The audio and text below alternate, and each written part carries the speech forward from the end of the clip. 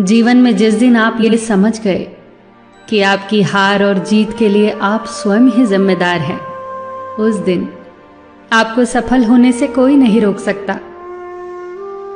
पूजा करते हो तो विश्वास करना सीखो, बोलने से पहले सुनना सीखो, खर्च करने से पहले कमाना सीखो, हार मानने से पहले फिर से कोशिश करना सीखो, रिश्ते बनाने से पहले निभाना सीखो, रोने से पहले किसी को हंसाना सीखो और मरने से पहले खुलकर जीना सीखो।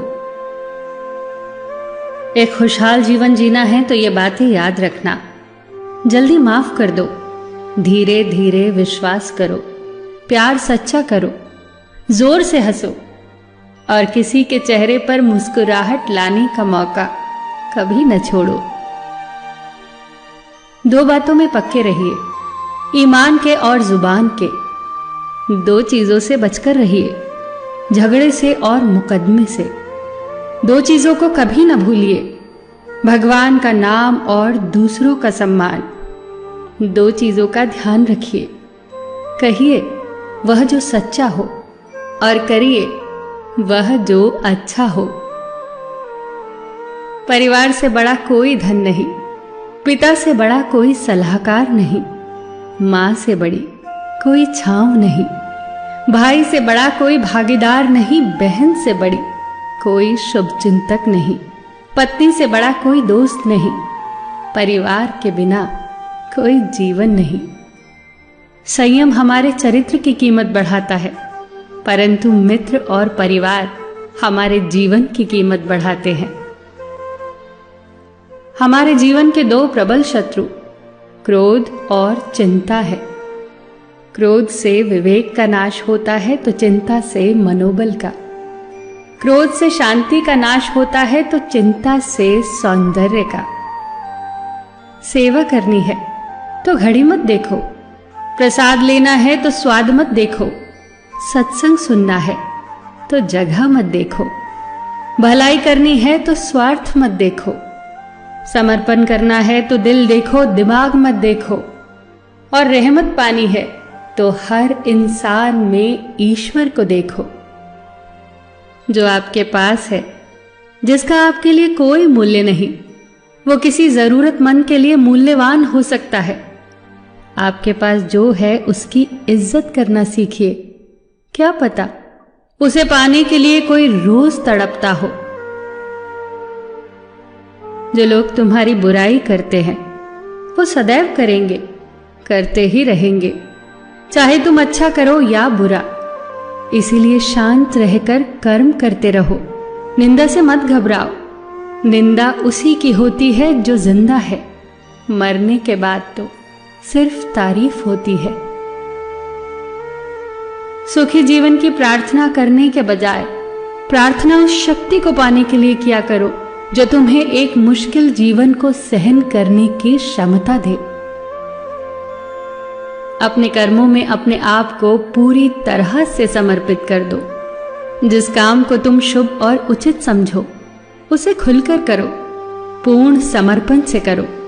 चाहे वो भक्ति हो, विद्यार्जन हो, साधना हो, सेवा हो, तप हो, तपस्या हो, दोस्ती हो, गृहस्थी हो या फिर प्रेम हो, जो भी करो पूर्ण तन्मयता से करो।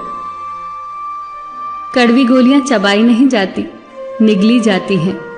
उसी प्रकार जीवन में अपमान, असफलता, धोखे जैसी कड़वी बातों को सीधे गटक जाओ।